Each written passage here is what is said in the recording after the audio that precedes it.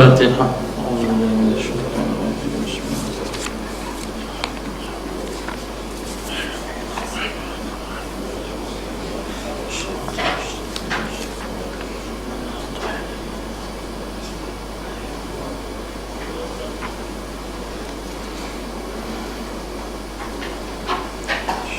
Assalamualaikum warahmatullahi wabarakatuh. Alhamdulillahi rabbil alamin. Assalatu wassalamu ala rasulil amin wa ala alihi wa sahbihi ajma'in.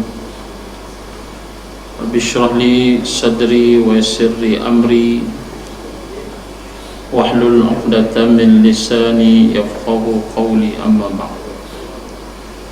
Muliakan Tuan Imam, para pegawai masjid, hadirin, hadirat, muslimin dan muslimat sekalian.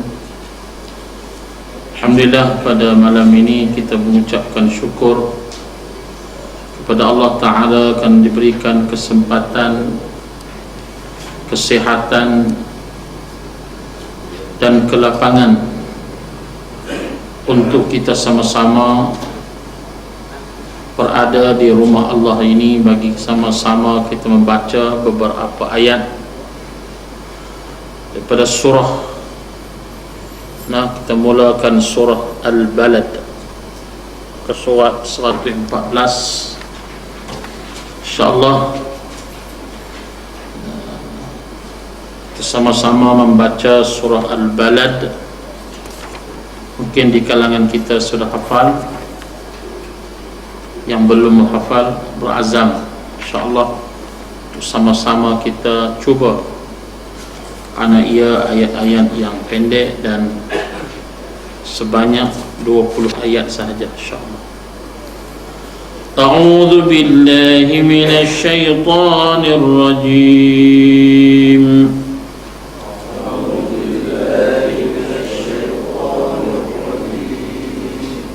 Bismillahirrahmanirrahim.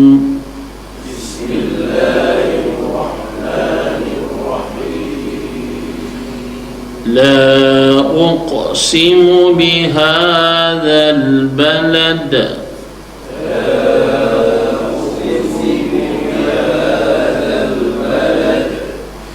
wa anta hillun bihadzal balad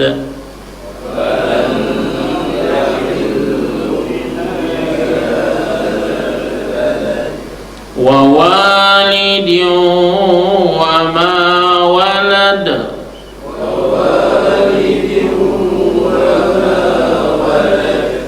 laqad khalaqnal insana fi kabad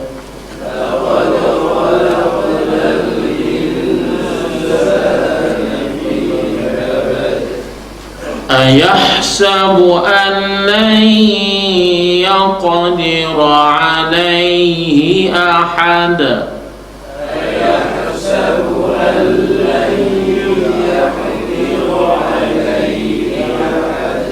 yaqulu ahlaktu malan lubada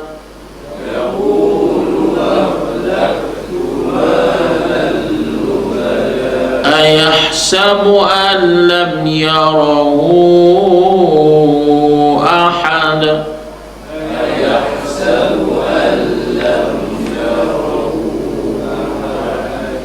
alam naj'al lahu 'aynayn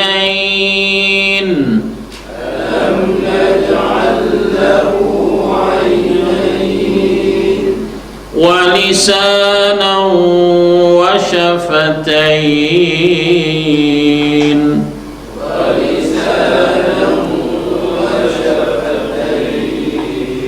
wa hadaynahu najdayn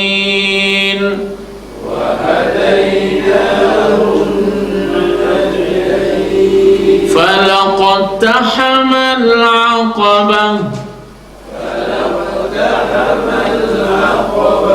wa ma adraka ma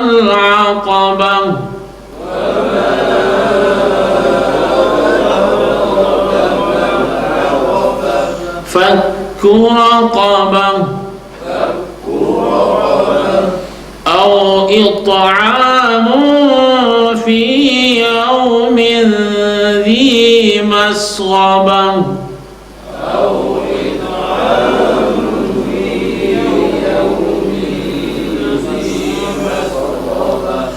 يتيما ذا مقربة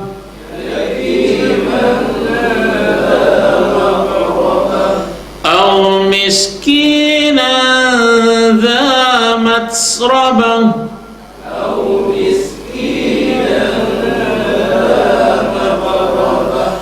ثم كان من الذين آمنوا وتواصوا بالصبر وتواصوا بالمرحمة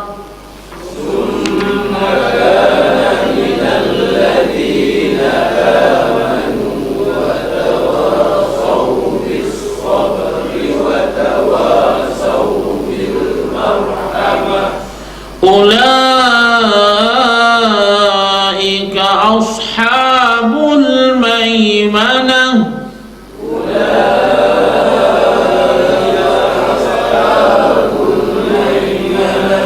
والذين كفروا بآياتنا هم أصحاب المشأمة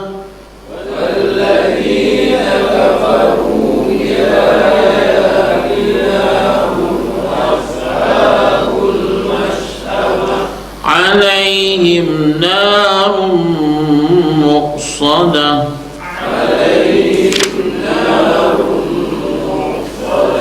صدق الله العظيم.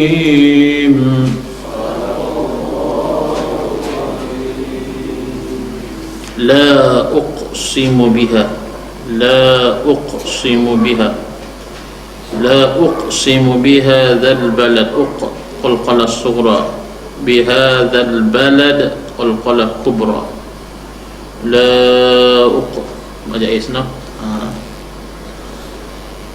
وأنت إخفاء حل بها تنوين بتمبا إقلاع البلد قلقلة كبرى ووالد وما ولد تنوين بتواو إدغام مع الغنة وما من أصلي ولد قلقلة كبرى لقد قلقلة صغرى خلقنا قلقلة صغرى الإنسان إخفاء في من أصلي كبد قلقلة كبرى أيحسب أن لن ننمتي بتملام إدغام بلا غنة لن يقدر إدغام مع الغنة عليه مألين أحد قلقلة كبرى يقول ما أصلي أهلك مالا لن نمتي بتملام تنوين بتملام إدغام بلا غنة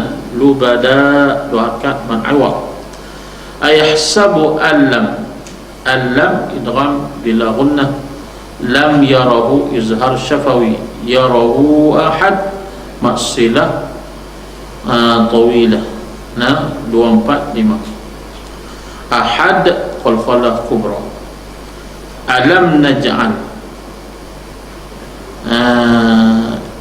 أنه ماتي بدمنون إظهار شفوي قلقلة نجعل له لم ماتي بدمنون لم إدغام مثلنا نجعل له لم تمام masuk lam yang kedua ainain aitumalin nain man arif disukun walisanan wa tanwin kedua idgham ma'al gunnah wa syafatain man arif disukun wahadaina mahlina asli naj qalqalah sughra dain man arif disukun falaqtahama qalqalah sughra al-aqabah wa ma adra izhar majais munfasil adra qalqalah sughra raqbal ma al-aqabah mal aqabah fakku raqabah atau it'am atau it'a pokok surah amun man asli yaumin maklin min dhi tanwin mudhal ikhfa yatiman dha ikhfa maqrabah qalqalah surah atau miskinan asli nandha ikhfa matsrabah mahmus thumma wajib al-ghunnah kana man asli min alladhi ma asli amanu apa ni amanu badal amanu wa tawasaw bi madin bis sabri wal qala surah wa tawasaw madlin bil marhamah raqban ulaika mawajib muttasil ashabu ma'asli maimanah walladzina ma'asli kafaru ma'asli bi ayatina hum ashabul mash'amah hum ashab izhar syafawi alaihim ma'lin himna ma'izhar syafawi narun muqsadah tanwin min dham ma'al ghunna wallahu a'lam. Insyaallah kita tengok sikit tafsiran Al-Balad. Surah Al-Balad, apa makna Al-Balad? Makna kota. Al-Balad makna kota ataupun Madinah. Madinah pun kota juga. Ataupun Al-Balad maknanya kota, mana bandar, kota bandar, pusat pentadbiran. Al-Balad mana disebut secara alif lam. Alif lam ni maknanya alif lam ma'rifah, mana kota yang tertentu. Al-Balad mana kota yang tertentu. Dimaksudkan dalam ayat dalam surah ini Al-Balad itu kota mana? Bukan kota Mesir, bukan kota di Baghdad, bukan kota di lain, tapi yang dimaksudkan Al-Balad itu kota apa? Kota Makkah.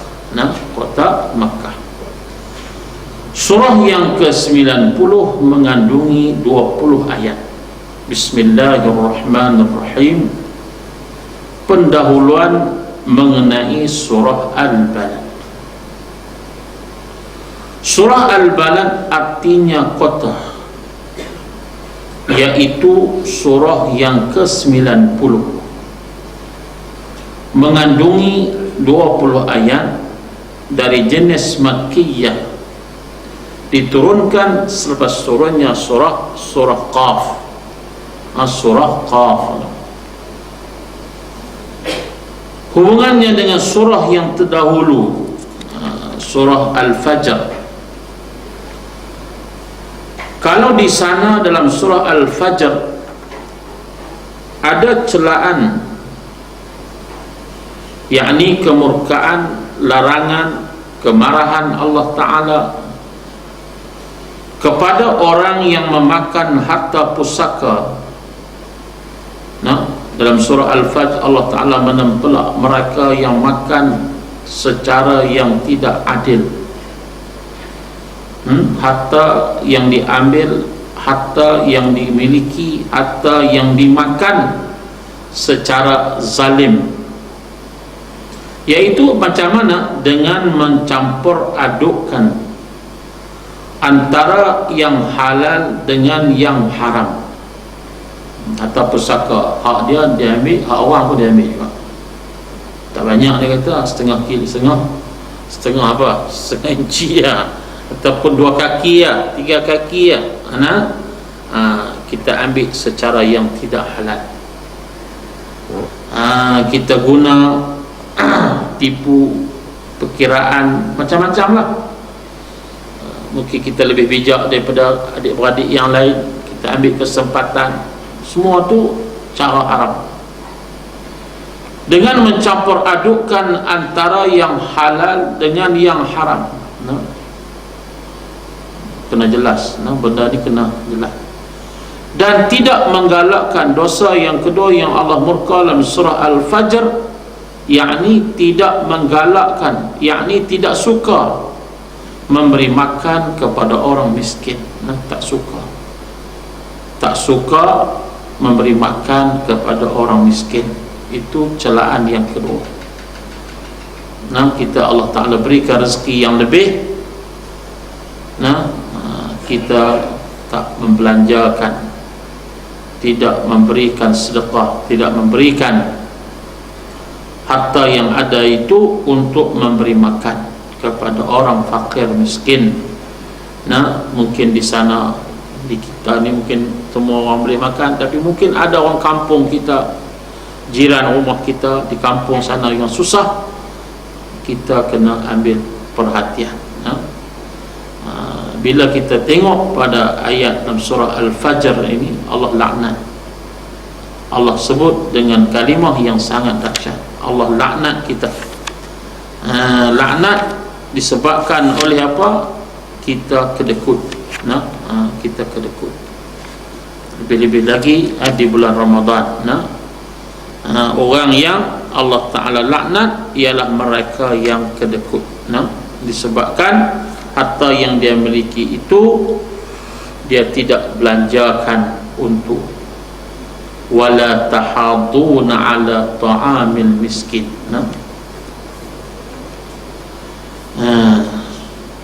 Maka di sini disebutkan, dalam surah ini pula disebutkan kebaikan orang yang membelanjakan harta untuk membebaskan hamba sahaya dan memberi makan orang yang miskin yang menderita.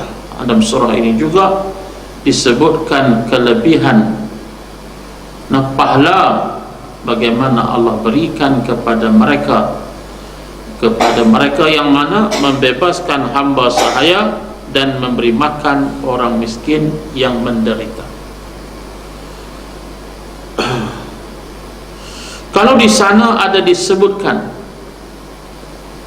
keadaan orang yang berjiwa tenang, surah yang kita baca sebelum ini, surah Al-Fajr, Allah menyatakan ya ayyatuhan nafsul mutmainnah, itu adalah orang yang berjiwa tenang. Maka di sini dalam surah ini pula disebut pula perkara-perkara, unsur-unsur yang boleh membawa kepada ketenangan itu. Dalam surah ini diceritakan macam mana cara dan kaedah untuk kita mencapai ketenangan dalam kehidupan. Antara yang Allah sebut, kita menjaga panca indera kita, mata yang Allah kurniakan, lidah yang Allah gunakan berikan kepada kita.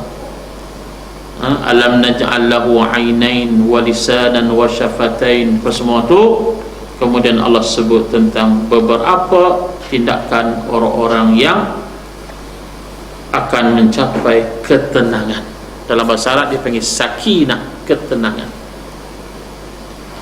Ketenangan ini lahir daripada jiwa yang bersih.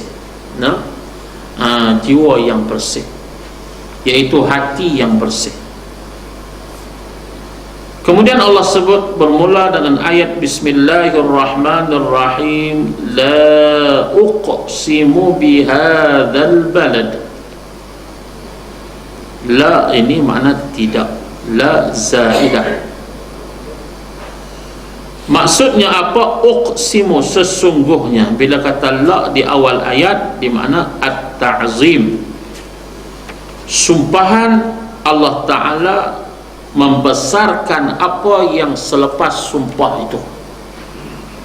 At-ta'zim ma ba'dal qasam, membesarkan perkara yang disebut selepas sumpah itu. Apa maksud? Allah Ta'ala bersumpah, la uqsimu, sesungguhnya aku, yakni Allah bersumpah. Sumpah apa? Bihadzal balad, ba dengan hadza, ini apa? Al balad. Balad mana? Al Makkah. Balad kata tu ialah Ummul Qura. Apa makna Ummul Qura? Makkah. Ummul Qura dikenali juga Ummul Qura, Makkah ni ibu segala kampung-kampung, itu ibunya Makkah. Dan hadzal balad ini digunakan kalimah hadza, ini balad, bersumpah dengan ini balad. Hadza bermakna qarib. Hadza bila kata dalam bahasa Arab, hadzal walad, ini anak, anak tu duduk panjang. Zalikal walad, zalika jauh. Bila kata hadzal balad, makna ini negeri yang hampir, yang dekat. Dekat apa? Hadzal balad ini, negeri ini, yakni baina qalbil muslimin. Kata-kata hadzal balad ini menggambarkan bahawa ini negeri mana Mekah itu qaribun, dekat. Dekat dengan apa? Biqalbil muslimin, dengan hati orang Islam. Jadi bila kata hadzal balad, kita ni rasa seronok bila nak pergi ke Mekah. Ada orang pergi England seronok pergi Mekah, teriak, nah tak seronok pergi Mekah ni. Kalau ada penintan, jangan, nah kita seronok nak pergi. Teriak pun teriak seronok, ada bukan teriak tak seronok. Kita depan ni tak boleh buat apa dah, tak boleh buat maksiat dah pergi Mekah. Lepas balik Mekah kena taubat dah. Pergi pani lah, buat maksiat dulu dah. Nah, jadi seolah-olah pergi Mekah ni bagi dia sudlah, memanglah sepatutnya sampai bila-bila lah kita bertaubat kepada Allah Ta'ala, sampai bila-bila.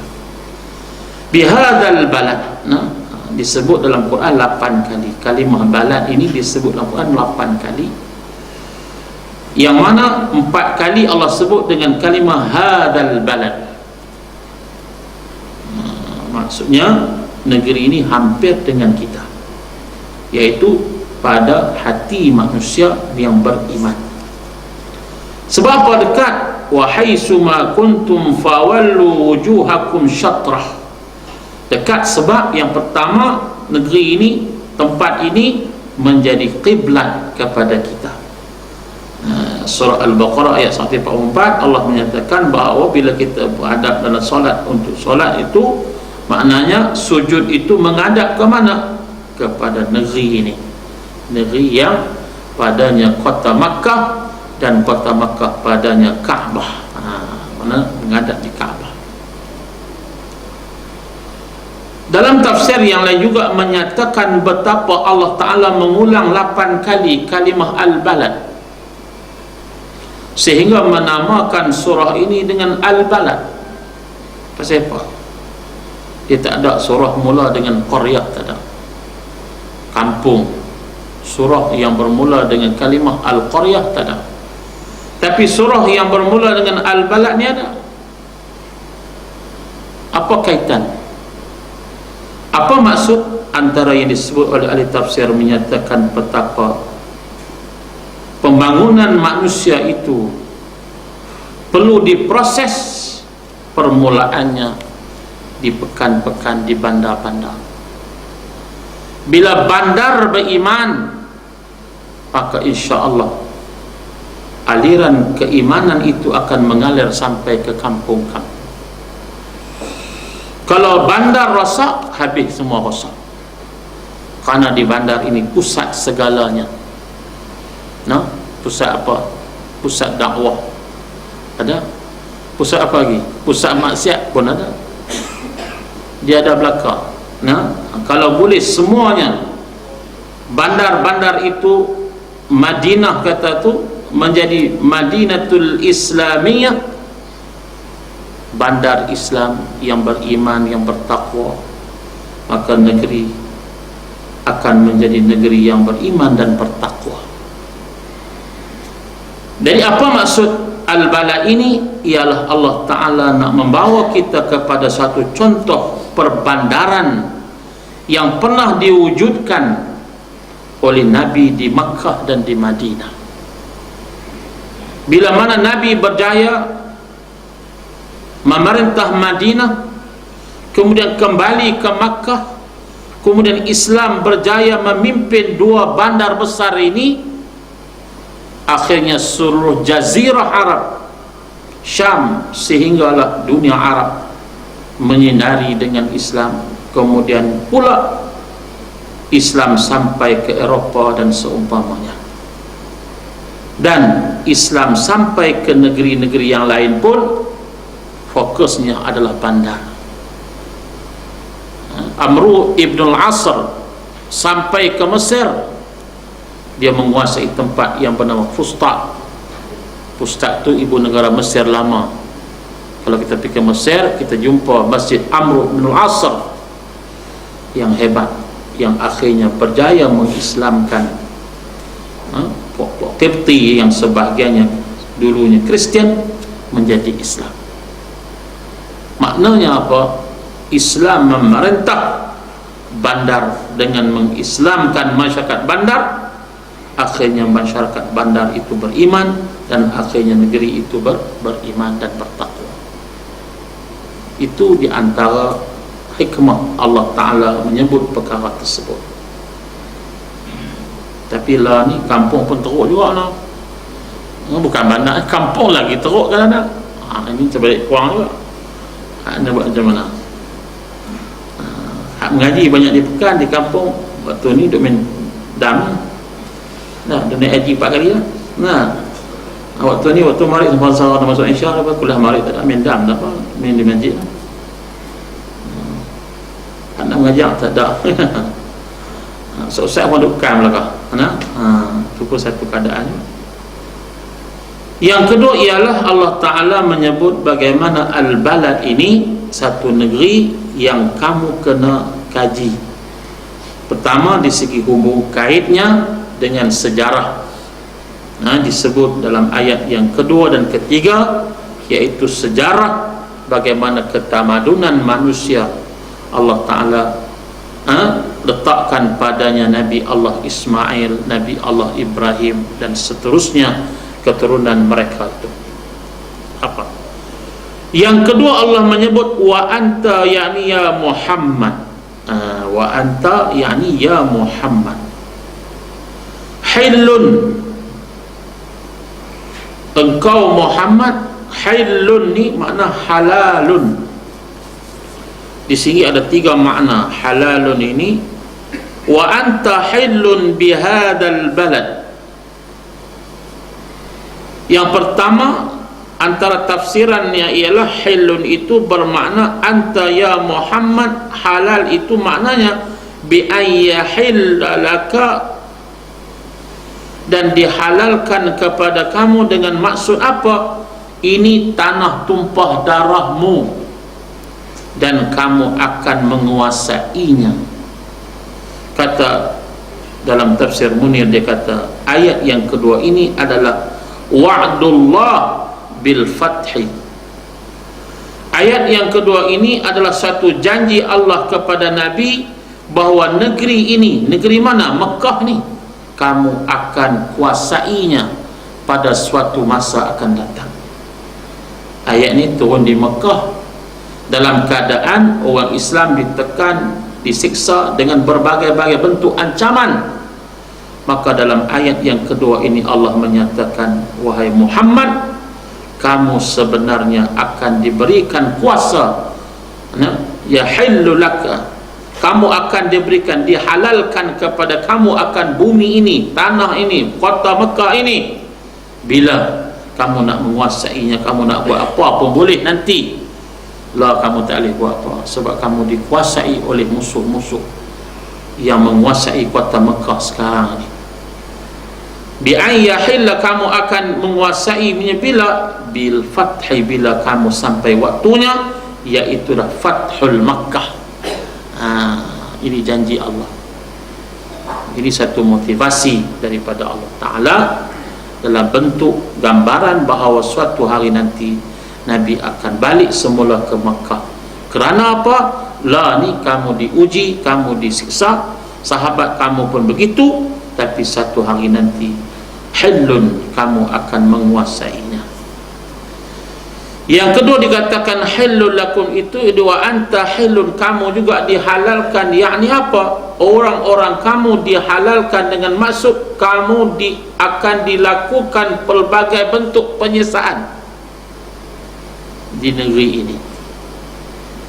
Wa anta hillun, maksudnya Allah Ta'ala memberikan keizinan, maknanya halal bagi penduduk Makkah yang terdiri daripada Abu Lahab, Abu Sufyan, Walid bin Mughirah dan sebagainya, dihalalkan mereka itu tak dihalang. Mereka buat apa yang mereka nak buat bihadal balad, dalam negeri ini. Mereka nak seksa orang Islam, mereka boleh seksa. Mereka nak bunuh, mereka nak apa-apa pun halal kepada mereka.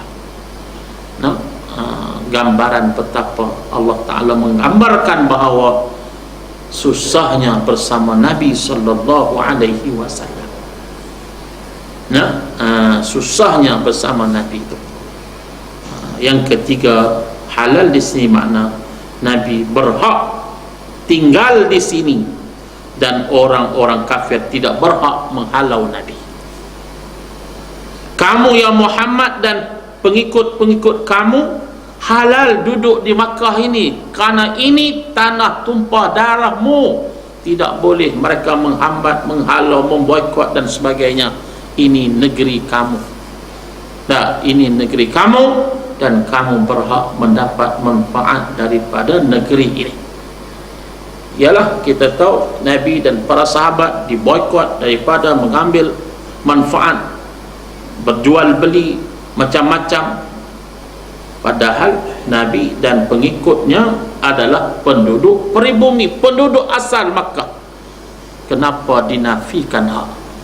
Kenapa dinafikan? Kerana semata-mata mereka berkata qalu rabbuna Allah, mereka berkata Tuhan kami adalah Allah.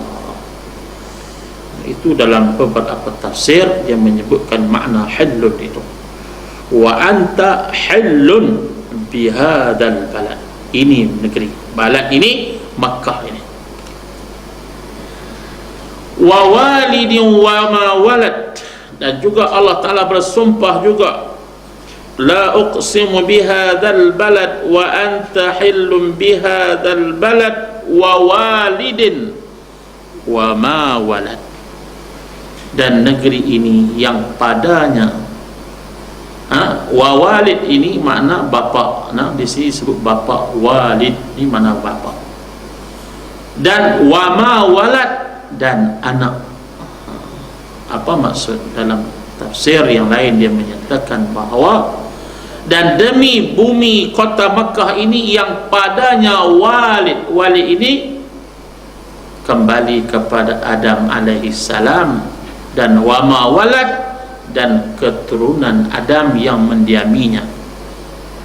Dalam tafsir yang lain, wa walid itu kembali kepada Nabi Allah Ibrahim, dan wama walad, dan anaknya Ismail yang membangunkan bumi ini, yakni kota ini.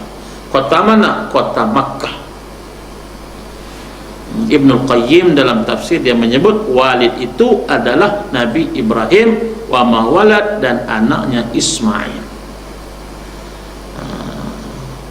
Dan dalam tafsir yang lain dia menyatakan bagaimana Allah Ta'ala menjadikan kota Makkah yang kering kontang tetapi subur daripada tanah yang disebut wadin ghairi zi zar'in, negeri yang tidak ada tanah, tidak ada apa nama wadin ghairi zi zar'in, tidak ada tumbuh-tumbuhan, kering kontang, tetapi berkat bumi itu menjadi urbanisasi, pembangunan manusia yang sangat hebat, tamadun yang sangat hebat.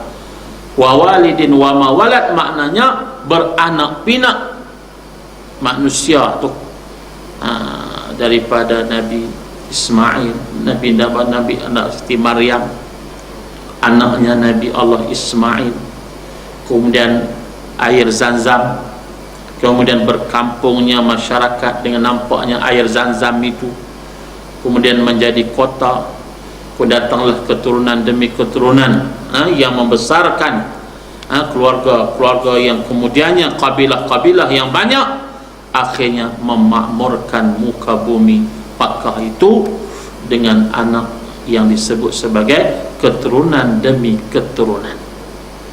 Makna kehidupan manusia itu berlaku di kota itu. Maknanya 3 ayat yang pertama ini menggambarkan gambaran kehidupan kita. Syekh Qutb menyebut 3 ayat yang pertama ini menggambarkan bagaimana kehidupan manusia itu, yaitu kehidupan dengan kota yang disebut kota yang subur, dengan pembangunan dan sebagainya, sama ada pembangunan benda dan pembangunan manusia. Maka dalam kehidupan itu Allah sebut laqad khalaqnal insan, demi sesungguhnya kami jadikan manusia itu fi kabadin, dalam keadaan hatinya susah. Kabidin, kabid ni maknanya hati, kabidin makna hati, kabadun penyakit hati. Dalam kamus dia kata kabadun makna penyakit hati, susah hati. Maksudnya Allah menjadikan manusia itu hakikatnya apa? Fi syiddatin, dalam kesusahan. Kesusahan mana? Fi tariqatil hayah, dalam menjalani kehidupannya. Dari dalam tafsir yang lain menyebut Allah menjadikan manusia al-insan. Allah menggunakan kalimah itu dalam bentuk ma'rifah, alif lam, makna al-insan. Al-insan maknanya di kalangan manusia itu hidup mereka itu susah, fi kabad, dalam susah. Susah itu lagu mana? Susah dalam kehidupan. Sebab apa susah dalam kehidupan? Syekh Hawa menyebut susah ini pertama kerana apa? Dia tak bergantung dengan Allah Ta'ala. Hidup dalam keadaan tak bergantung dengan Allah Ta'ala, maka dia duduk dalam keadaan yang serabut. Kabat ni maknanya serabut. Dalam tafsir yang lain dia kata makna hidup dalam keadaan serabut. Maksudnya serabut itu hatinya, sebab kabid itu makna hati, kabad ini makna penyakit hati. Hati itu tak tenang. Sebab apa tak tenang hati dia? Sebab muqata'ah, putus hubungannya dengan Allah. Itu salah satu daripada huraian. Menjadikan manusia itu, sebahagian manusia itu al-insan, bukan semua, sebahagian besar manusia itu penyakitnya berada dalam keadaan susah payah. Susah ni payah ni bila memang kehidupan kita realitinya susah dan payah. Tambah GST lagi susah lagi payah lagi. Nah, memang serabut, ikut hati ni serabut ni. Orang kata gaji yang dapat kharaja kama dakhala, masuk transit sah, habis keluar. Masuk tu dia masuk sah, ya transit dah, keluar mana kembali asal, wal asal balik asal yang pada tak ada apa, susah. Ini kehidupan. Mana hakikat kehidupan itu, manusia itu memang Allah Ta'ala hidupkan mereka itu dalam keadaan kesusahan. Kemudian Syekh Hawa rahimahullahu ta'ala menyebut dalam keadaan susah itu ada yang mampu melayari bahtera, dia sebut. Dia guna kalimah bahtera. Bahtera ni maknanya seolah-olah hidup itu dalam satu pelayaran.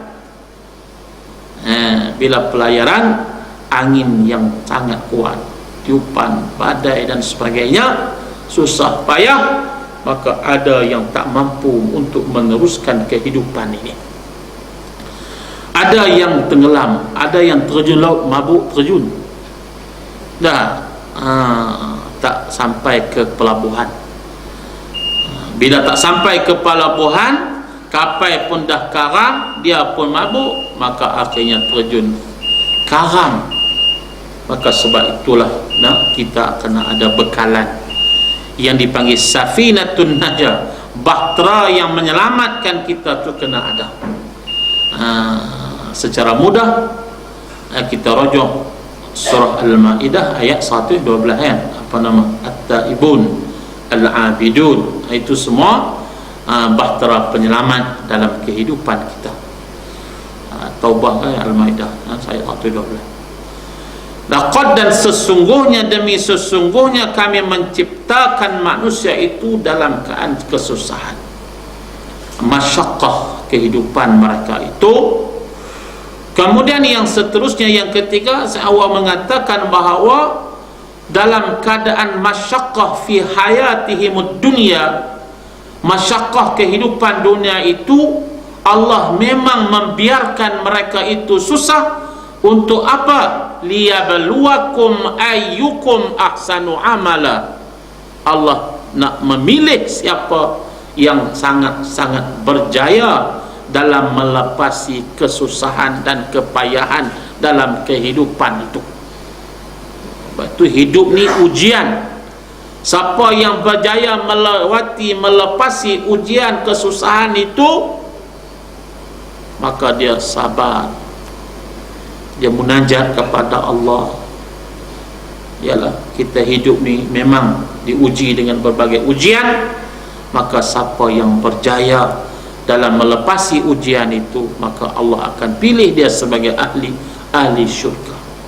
Yang keempat katanya, pelayaran hidup kita akhirnya ke syurga. Bila akhirnya ke syurga, sifat syurga itu dipenuhi dengan kesusahan, kepayahan, maka orang yang berjaya melewati segalanya itu, mengatasinya, maka dia akan mendapat syurga Allah. Huffatin nar bisyahawat, jalan neraka dibentangi dengan keseronokan, jalan ke syurga dihampari ataupun dipenuhi dengan kesusah payahan, benda-benda yang menguji itu kehidupannya.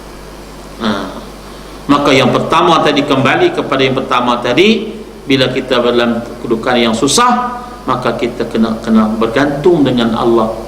Nak bergantung dengan Allah itu bagaimana? Iaitulah orang yang ingat Allah siang dan malam. Alladzina yadhkuruna Allaha qiyaman wa qu'udan wa ala junubihim wa yatafakkaruna fi khalqis samawati wal ard rabbana ma khalaqta hadza batila. Orang yang tenang siapa? Yang menghubung dengan Allah siang dan malam, berdiri dan duduk, ikut mana ingat Allah, semayang, berzikir. Ya, kita pun tahulah hadapi susahan, tapi cara macam mana kita nak menghadapi kesusahan tu adalah kita kembali kepada Allah. Nak kaya susah, orang dulu lagi susah, karan tak ada malam-malam. Tapi Quran khatam 3 hari sekali. Kita lampu ada malam-malam. Quran bulan puasa itu khatam lah. Bulan lain tak ada. Mana siang malam boleh baca Quran. Orang dulu mungkin susah malam tak, tapi sebab mereka mungkin dah hafal Quran. Kita cerah siang malam pun tak baca Quran. Maksudnya nak kira susah, orang dulu lagi susah. Pelayaran mereka nak mendapat ilmu, Imam Bukhari, Muslim, jauh daripada bumi Rusia kita, nak pergi ke Makkah, nak mendapat hadis bukan senang. Naik unta, kuda, tapi mereka boleh hafal ribuan hadis. Kita bukan duk pergi cari, tentang Google lah. Tanya Google lah, hadis banyak dah. Pak mata ya, tak mau nak hafal juga, tak mau nak ingat juga. Mana kita lah ni mudah. Tapi sebab apa mudah, kita tak ambil manfaat. Itu kembali kepada sifat manusia itu, yang penyakitnya yang disebut sebagai hatinya yang tidak minat kepada kebaikan itu. Kemudian huraiannya, Allah Ta'ala bersumpah dengan nama kota Makkah yang berada di tanah haram dan dimuliakan olehnya, kerana di sana ada bangunan tertua, iaitulah Kaabah, menjadi kiblat penduduk dunia dan dijadikan tempat turunnya sekalian rahmat. itulah tanah suci yang aman tentram dan disucikan oleh Allah semenjak terciptanya langit dan bumi. Lantaran kelebihannya yang sangat istimewa inilah Allah bersumpah dengan menyebut namanya untuk menerangkan bahawa manusia diciptakan oleh Allah berada dalam kehidupan yang perit itu. Begitu pula Allah bersumpah dengan mengaitkan nama Muhammad sallallahu alaihi wasallam yang tinggal di sana sebagai penduduknya, menambahkan mulia kota tersebut kerana ia didiami oleh Nabi yang mulia. Juga bersumpah dengan nama bapa, maksudnya Nabi Adam bersama anak atau zuriatnya, bukan keturunannya yang kafir.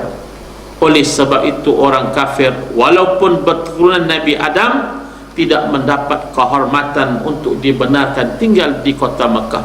Ini tafsiran berdasarkan Syekh Al-Maraghi, dia sebut macam ni. Maknanya wa walidi wa walad ialah anak cucu Adam yang beriman, yang Islam sahaja, yang berada dan menghuni kota Makkah itu.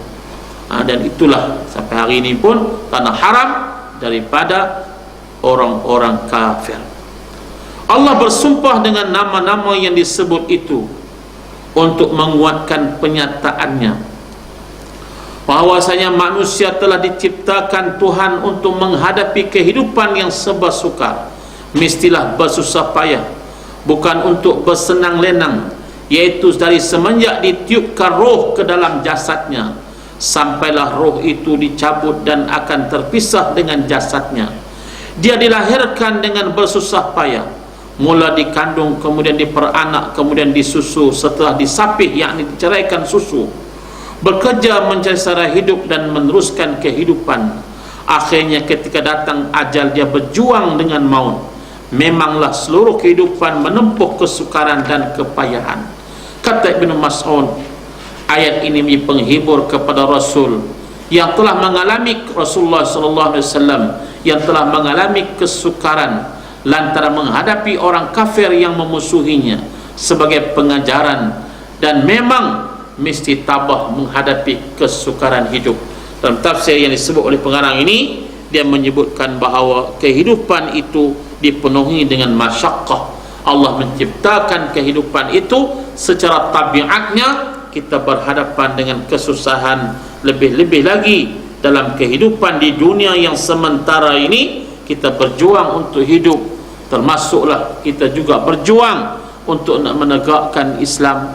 Maka pasti di sana ada cabaran, ada dugaan, ada mihnahnya, seperti mana Nabi, seperti yang disebut oleh Ibnu Mas'ud, maknanya kehidupan Nabi dan para sahabat juga susah payah.